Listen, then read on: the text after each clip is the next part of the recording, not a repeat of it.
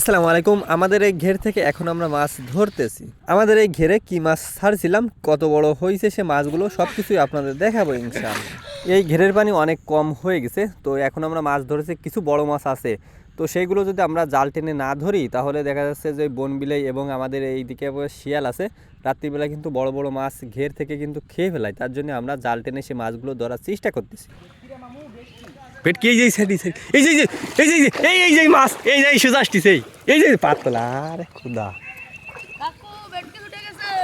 টান দে ওই যে ওইদিকে ছাপ দে, ওইদিকে ছাপ দে। ছাপ দে। টমেটো কামড় দে।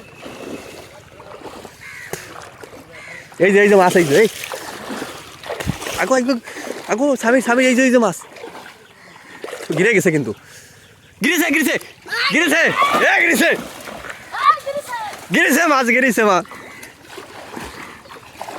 গিরেছে এ আস্তে তামিম কই হয় বেটকি দিয়ে মনে হয় কয়েকটা পড়িছে। হ্যাঁ কই একটা ধরাইছে।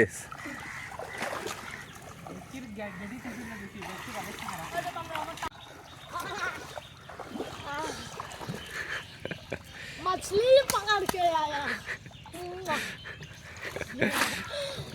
এরকমভাবে সবাই মিলে জাল টেনে মাছ ধরতেছিলাম, খুবই ভালো লাগতেছিল। এরকমভাবে আপনিও জাল টেনে মাছ ধরবেন ঘের থেকে, তাহলে দেখবেন খুবই ভালো লাগতেছে। আমাদেরও ভালো লাগতেছিল আলহামদুলিল্লাহ। আমরা বড় মাছ পাইছিলাম দুইটা, একটা পাইছিলাম কাতল মাছ আর একটা পাইছিলাম চিতল মাছ। তো চিতল মাছটা আপনাদের দেখাতে পারলাম না, তার জন্য মূলত আমরা দুঃখিত। তো এই কাতল মাছটা আমরা খেতে রাখিছি, তার জন্য আপনাদের ভালোভাবে দেখাতে পারছি। আমাদের এই মাছগুলো তেমন একটা গ্রোথ হয়নি। তো আপনারা বলতে পারেন ভাই এত বড় বড় মাছ পাইছেন তবুও বলতেছেন গ্রোথ হয়নি।